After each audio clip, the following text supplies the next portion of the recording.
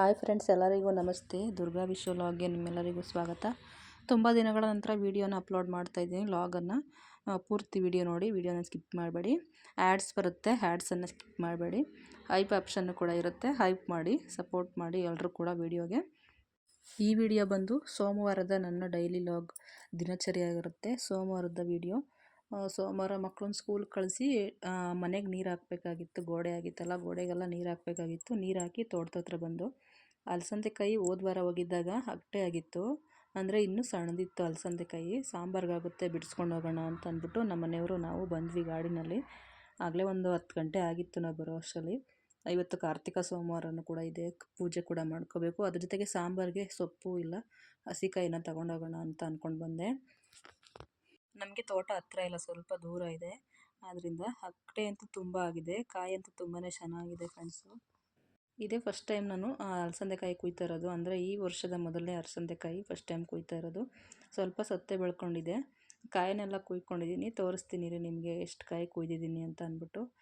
ಚೆನ್ನಾಗಿ ಬಲ್ತಿದೆ. ಸಾಂಬಾರು ತುಂಬ ಟೇಸ್ಟಾಗಿ ಕೂಡ ಆಗುತ್ತೆ. ಈ ರೀತಿ ಫ್ರೆಶ್ಶಾಗಿ ತೊಗೊಂಡೋಗಿ ಕಾಯಿಲಿ ಸಾಂಬಾರು ಮಾಡಿದ್ರೆ. ಒಂದು ಬ್ಯಾಗೋಗೆ ಎಲ್ಲ ಹಾಕ್ಕೊಂಡು ಇಟ್ಕೊಂಡಿದ್ದೀನಿ ಮಿಷಿನ್ ಮನೆ ಹತ್ರ. ಮಿಷಿನ್ ಮನೆ ಮುಂದೆನೇ ಅಲಸಂದೆಕಾಯಿ ಗಿಡ ಹಾಕ್ಕೊಂಡಿರೋದು ನೋಡಿ. ಒಂದು ಬ್ಯಾಗ್ ಹಾಕ್ಕೊಂಡಿದ್ದೀನಿ. ಅದ್ರ ಜೊತೆಗೆ ಸ್ವಲ್ಪ ನುಗ್ಗೆ ಸೊಪ್ಪನ್ನು ಕೂಡ ಕಿತ್ಕೊಂಡಿದ್ದೀನಿ ಫ್ರೆಂಡ್ಸ್.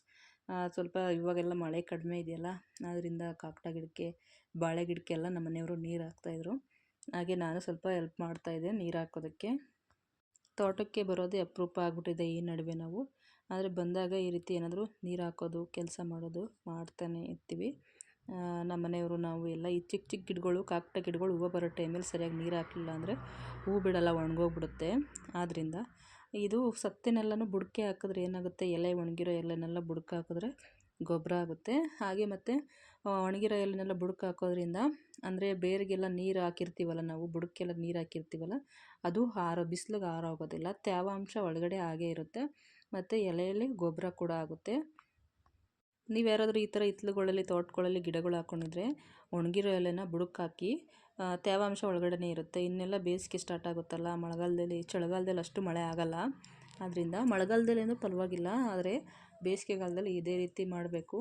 ಅಂದರೆ ಒಣಗಿರೋ ಎಲೆನೆಲ್ಲನೂ ಗಿಡದ ಬುಡಕ್ಕೆ ಹಾಕೋದ್ರಿಂದ ತೇವಾಂಶ ಒಳಗಡೆ ಹಾಗೆ ಇರುತ್ತೆ, ಗಿಡನೂ ಕೂಡ ಚೆನ್ನಾಗಿ ಬೆಳೆಯುತ್ತೆ. ಆ ಸೊಪ್ಪು ಏನು ಸೊಪ್ಪನ್ನು ಬೆಳೆದಿರಲಿಲ್ಲ, ನುಗ್ಗೆ ಸೊಪ್ಪು ಮಾತ್ರ ಇತ್ತು. ಸ್ವಲ್ಪ ಗಿಡಕ್ಕೆಲ್ಲ ನೀರು ಹಾಕ್ಬಿಟ್ಟು ಹೋಗೋಣ ಅಂತ ಅಂದ್ಕೊಂಡು ಬಂದು ನುಗ್ಗೆ ಸೊಪ್ಪನ್ನ ಕಿತ್ಕೊಂಡಿದ್ದೀನಿ. ಅದ್ರ ಜೊತೆಗೆ ಅಲಸಂದೆಕಾಯಿ ಕೂಡ ಬಿಡಿಸ್ಕೊಂಡಿದ್ದೀನಿ. ಹಾಗೆ ನೋಡಿ, ಇಷ್ಟು ಅಲಸಂದೆಕಾಯಿ ಸಿಕ್ಕಿದೆ. ಮನೆಗೆ ಬಂದ್ವಿ. ಸ್ವಲ್ಪ ಪುದೀನ ಸೊಪ್ಪು ಕೂಡ ಇತ್ತು ನೋಡಿ. ಅಲಸಂದೆಕಾಯಿ ಎಷ್ಟು ಫ್ರೆಶ್ಶಾಗಿ ಚೆನ್ನಾಗಿದೆ. ಸ್ವಲ್ಪ ಸಾಂಬಾರಿಗೆ ಅಂತ ಬಿಡಿಸಿಟ್ಕೊತಾ ಇದ್ದೀನಿ. ಹೊಲ್ದ ಹತ್ರದಿಂದ ಬಂದು ಸ್ವಲ್ಪ ಸಾಂಬಾರಿಗೆ ಅಂತ ಬಿಡಿಸ್ಕೊಳ್ಳೋಣ ಅಂದ್ಬಿಟ್ಟು ಬಿಡಿಸ್ಕೊಳ್ತಾ ಇದ್ದೀನಿ. ಹಾಗೆ ಬಟ್ಟೆ ಎಲ್ಲ ತುಂಬ ಇತ್ತು ಫ್ರೆಂಡ್ಸ್. 2-3 ದಿನದಿಂದ ಬಟ್ಟೆ ಒಗ್ದಿರಲಿಲ್ಲ, ಬಟ್ಟೆ ಕೂಡ ಒಗ್ಕೊಂಡೆ. ಈ ಹಸಿಕಾಯಿನ ಅಲ್ಲೇ ಹಿಡ್ದು ಅಲ್ಲೇ ಸಾಂಬಾರು ಮಾಡಿದ್ರೆ ಟೇಸ್ಟಾಗಿ ಚೆನ್ನಾಗಿರುತ್ತೆ. ಆಮೇಲೆ ಮನೆಯನ್ನೆಲ್ಲ ಕ್ಲೀನ್ ಮಾಡ್ಕೊಂಡು, ಮನೆ ಒರೆಸು, ಬಾಗಿಲು ತೊಳೆದು, ಹೊಸ್ಲಿಗೆಲ್ಲ ಅರಿಶಿನ ಕುಂಕುಮ ಇಟ್ಕೊಂಡು ಈ ರೀತಿ ಸಿಂಪಲ್ಲಾಗಿರೋವಂಥ ಹೊಸ್ಲಿಗೆ ರಂಗೋಲಿ ಹಾಕ್ಕೊಂಡಿದ್ದೀನಿ, ದೀಪದ ಥರದ್ದು. ಈ ಕಾರ್ತಿಕ ಮಾಸದಲ್ಲಿ ದೀಪದ ರಂಗೋಲಿನೇ ಬಿಡಬೇಕು ಅಂತ ಜಾಸ್ತಿ ಇಷ್ಟ ನನಗೆ.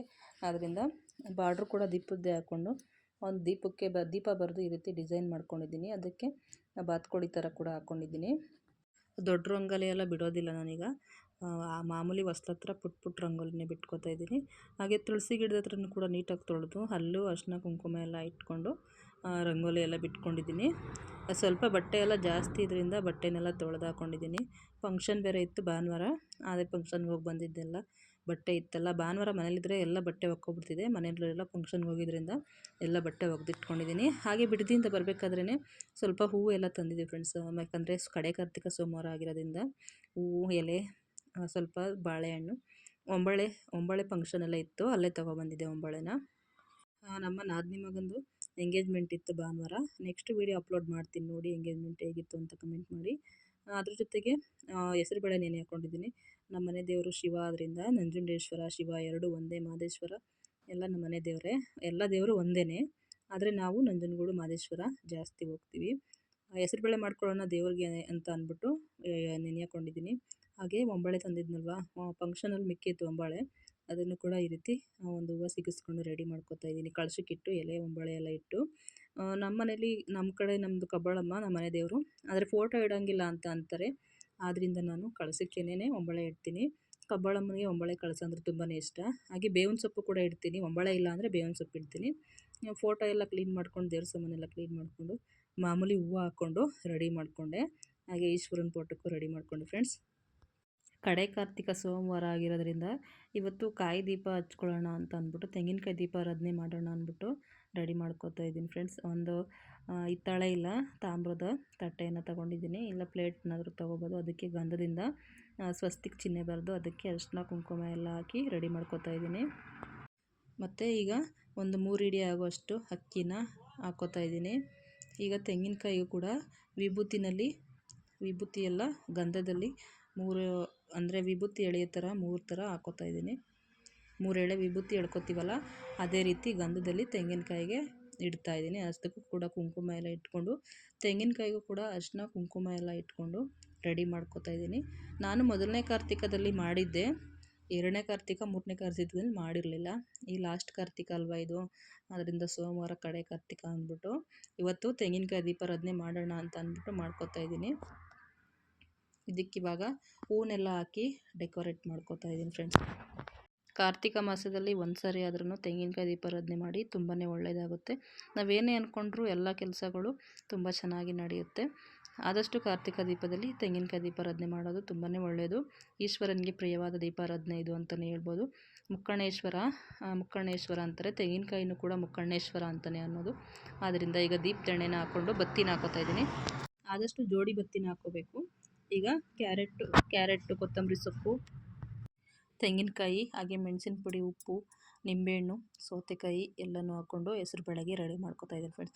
ಕಾಳಾಗಲೇ ನೆಂದಿತ್ತು, ಆದರೆ ಪೂಜೆ ಟೈಮ್ ಆಯ್ತಾ ಬತ್ತು, ಆದ್ದರಿಂದ ಬೇಗ ಪೂಜೆ ಮಾಡ್ಕೊಳ್ಳೋಣ ಅಂತ ಅಂದ್ಬಿಟ್ಟು ಒಂದು 5:30 ಹಿಂಗೆ ಪೂಜೆ ಮಾಡ್ಕೊಂಡು ದೀಪ ಹಚ್ಕೊಳ್ಳೋಣ ಅಂದ್ಬಿಟ್ಟು ಪ್ರಸಾದ ಕೂಡ ರೆಡಿ ಮಾಡಿಕೊಂಡೆ. ಹೆಸರು ಬೇಳೆ ಕೂಡ ರೆಡಿ ಮಾಡ್ಕೊಂಡಿದ್ದೀನಿ. ಹಾಗೆ ದೇವ್ರ ಮನೆ ಎಲ್ಲ ಹೂ ಹಾಕು ರೆಡಿ ಮಾಡಿಕೊಂಡು ಎಲೆ ಅಡಿಕೆ ಬಾಳೆಹಣ್ಣು ಎಲ್ಲ ಇಟ್ಟು ಇವತ್ತು ತೆಂಗಿನಕಾಯಿ ಹೊಡೆದು ಪೂಜೆ ಮಾಡ್ತಾಯಿದ್ದೀನಿ. ನಾವು ಕಡೆ ಕಾರ್ತಿಕದಲ್ಲಿ ಯಾವಾಗಲೂ ಹಾಗೆ ಮಾಡೋದು. ಹಾಗೆ ಹೊಸ್ಲಿಗೂ ಕೂಡ ದೀಪ ಹಚ್ಕೊಂಡು ರೆಡಿ ಮಾಡ್ಕೊಂಡಿದ್ದೀನಿ. ಪೂಜೆ ಸಿಂಪಲ್ಲಾಗಿ ಪೂಜೆ ಮಾಡ್ಕೋತಾ ಇದ್ದೀನಿ ಫ್ರೆಂಡ್ಸ್. ಇವತ್ತು ಕಾರ್ತಿಕ ಎಂಡಾಗೋದು ನೆಕ್ಸ್ಟು ಅಮಾವಾಸ್ಯೆಗೆ ಗುರುವಾರ ಎಂಡಾಗುತ್ತೆ. ಆದರೆ ಕಡೆ ಕಾರ್ತಿಕ ಸೋಮವಾರ ಕಾರ್ತಿಕ ಸಿಗೋದು ಇನ್ನೇನಿದ್ರು ಮುಂದಿನ ವರ್ಷ ಅಷ್ಟೇ. ಆದ್ದರಿಂದ ಇವತ್ತು ಸ್ವಲ್ಪ ಜಾಸ್ತಿ ದೀಪಗಳನ್ನ ಹಚ್ಕೊಂಡು ಪೂಜೆ ಮಾಡ್ಕೋತಾ ಇದ್ದೀನಿ. ತುಳಸಿ ಗಿಡದ ಹತ್ರನೂ ಕೂಡ 1-2 ದೀಪ ಹಚ್ಕೊಂಡಿದ್ದೀನಿ. ರಂಗೋಲಿ ಮೇಲೂ ಕೂಡ ಇಟ್ಕೊಂಡಿದ್ದೀನಿ. ಸ್ವಲ್ಪ ಒಂದು 5:30 ಹಿಂಗೆ ಪೂಜೆ ಮಾಡ್ಕೋತಾ ಇದ್ದೀನಿ ಫ್ರೆಂಡ್ಸ್. ತುಳಸಿ ಗಿಡದ ಹತ್ರ ಒಂದು ಸ್ವಲ್ಪ ಹೆಸರು ಬೇಳೆ ಎಲ್ಲ ಇಟ್ಬಿಟ್ಟು ಎಲೆ ಅಡಿಕೆ ಬಾಳೆಹಣ್ಣೆಲ್ಲ ಇಟ್ಟು ಅಲ್ಲೂ ಕೂಡ ಪೂಜೆ ಮಾಡ್ಕೋತಾ ಇದ್ದೀನಿ. ಹಾಗೆ ಮಕ್ಕಳು ಸ್ವಲ್ಪ ಬೆಳಿಗ್ಗೆ ಸ್ಕೂಲ್ಗೆ ಹೋದ್ರಿಂದ ಚಳಿ ಅಂದ್ಬಿಟ್ಟು ಹಾಗೆ ಹೊಂಟೋಗ್ಬಿಟ್ಟಿದ್ರು, ಸ್ನಾನ ಮಾಡಿರಲಿಲ್ಲ. ಅವರು ಕೂಡ ಸ್ನಾನ ಮಾಡಿ ಪೂಜೆ ಮಾಡ್ಕೋತಾ ಇದ್ದೀನಿ. ನನ್ನ ದೊಡ್ಡ ಮಗ ಪೂಜೆ ಮಾಡ್ತಾಯಿದ್ದೀನಿ ನೋಡಿ. ಎಲ್ಲರೂ ಕೂಡ ಕೆಂಪು ಟವಲನ್ನೇ ಹಾಕ್ಕೊಂಡಿದ್ದಾರೆ. ನಮ್ಮ ಮನೇಲಿ ಎಲ್ಲಾದರೂ ದೇವಸ್ಥಾನಕ್ಕೆ ಟ್ರಿಪ್ಗೆ ಹೋದಾಗ ಇದೇ ಥರ ಮಾಡೋದು, ಮಕ್ಕಳಿಗೆಲ್ಲ ಕೆಂಪು ಟವಲನ್ನೇ ಕೊಡ್ತೀವಿ. ನಮ್ಮ ಮನೆಯವರು ಕೂಡ ಸ್ನಾನ ಮಾಡಿ ಅವರು ಕೂಡ ಪೂಜೆ ಮಾಡ್ತಾಯಿದ್ದಾರೆ. ಸೋಮವಾರ ದಿನ ನಮ್ಮ ಮನೇಲಿ ಯಾವಾಗೂ ಇದೇ ರೀತಿ ಇರುತ್ತೆ. ನಮ್ಮ ಮನೆ ದೇವರು ಈಶ್ವರನಿಗೆ ಇದೇ ರೀತಿ ನಾವು ಪೂಜೆ ಮಾಡೋದು. ಮಕ್ಕಳೆಲ್ಲ ವಿಭೂತಿ ಹಚ್ಕೊಂಡು, ನಾನು ಕೂಡ ಅವತ್ತು ವಿಭೂತಿ ಹಚ್ಕೊಂಡಿರ್ತೀನಿ. ಎಲ್ಲರೂ ವಿಭೂತಿ ಹಚ್ಚೇ ಪೂಜೆ ಮಾಡೋದು ಶಿವನಿಗೆ. ನೆಕ್ಸ್ಟ್ ಪೂಜೆ ಎಲ್ಲ ಆಯಿತು ಫ್ರೆಂಡ್ಸ್. ನಾನು ಪೂಜೆ ಮಾಡ್ಕೊಂಡ್ಮೇಲೆ ಮಕ್ಕಳು ನಮ್ಮ ಮನೆಯವರೆಲ್ಲ ಪೂಜೆ ಮಾಡಿದ್ರು. ಹೆಸರುಬೇಳೆ ಇತ್ತಲ್ವ, ಎಲ್ರಿಗೂ ಹೆಸರುಬೇಳೆ ಹಾಕ್ಕೊಟ್ಟಿದ್ದೀನಿ. ಮಕ್ಕಳೆಲ್ಲ ತಿಂತಾಯಿದ್ದಾರೆ. ಹೋಮ್ವರ್ಕ್ ಕೂಡ ಮಾಡಬೇಕು. ಇವತ್ತು ಪೂಜೆ ಇದರಿಂದ ಸ್ವಲ್ಪ ಲೇಟ್ ಆಯಿತು ಹೋಮ್ವರ್ಕ್ ಎಲ್ಲ ಮಾಡಿಸೋದು. ಅಡುಗೆಗೆ ಅಂತ ಅಂದ್ಬಿಟ್ಟು ಬೆಳಗ್ಗೆನೇ ಹೇಳಿದ್ನಲ್ಲ, ಅಲಸಂದೆಕಾಯಿ ಕಿತ್ಕೊಂಬಂದಿದ್ನಲ್ಲ ತೋಟದಿಂದ, ಆದ್ದರಿಂದ ನಾನು ಉಪ್ಸಾರನ್ನ ಮಾಡಿಕೊಂಡೆ. ಹೆಸರುಬೇಳೆ ಕೂಡ ತಿಂದಿದ್ರಲ್ವ, ಆದ್ದರಿಂದ ಏನು ಜಾಸ್ತಿ ಊಟ ಮಾಡಲ್ಲ ಅಂದ್ಬಿಟ್ಟು ಲೈಟಾಗಿ ಉಪ್ಸಾರು ಮಾಡ್ಕೊಂಡಿದ್ದೀನಿ. ಇದಾಗಿತ್ತು ಫ್ರೆಂಡ್ಸ್ ಇವತ್ತಿನ ಲಾಗ್, ಇವತ್ತಿನ ವಿಡಿಯೋ. ನಮ್ಮನೆಯ ಕಡೆ ಕಾರ್ತಿಕ ಸೋಮವಾರದ ವಿಶೇಷ ಪೂಜೆ. ಈ ವಿಡಿಯೋ ಯಾರಿಗೆಲ್ಲ ಇಷ್ಟ ಆಯಿತು ಪ್ಲೀಸ್ ಲೈಕ್ ಮಾಡಿ, ಶೇರ್ ಮಾಡಿ, ಕಮೆಂಟ್ ಮಾಡಿ. Thank you so much. ಲಾಸ್ಟ್ವರೆಗೂ ಯಾರೆಲ್ಲ ವಿಡಿಯೋ ನೋಡಿದ್ರಿ ಎಲ್ಲರಿಗೂ ಕೂಡ ಧನ್ಯವಾದಗಳು. ಇದೇ ರೀತಿ ವಿಡಿಯೋನ ನೋಡಿ ಸಪೋರ್ಟ್ ಮಾಡಿ. ಹಾಗೂ ಲೈಕ್ ಆ್ಯಂಡ್ ಐಪ್ ಆಪ್ಷನ್ ಬರುತ್ತೆ, ಎರಡನ್ನೂ ಕೂಡ ಕ್ಲಿಕ್ ಮಾಡಿ, ಐಪ್ ಮಾಡಿ, ಸಪೋರ್ಟ್ ಮಾಡಿ. ಹ್ಯಾಡ್ಸನ್ನು ಸ್ಕಿಪ್ ಮಾಡಬೇಡಿ. ಫುಲ್ ವಿಡಿಯೋ ನೋಡಿ ಎಲ್ಲ ಸಪೋರ್ಟ್ ಮಾಡಿ ಅಂತ ಎಲ್ಲರಲ್ಲೂ ಕೇಳ್ಕೊತೀನಿ. ಇದೇ ರೀತಿ ಎಲ್ಲ ವಿಡಿಯೋ ನೋಡಿ. Thank you.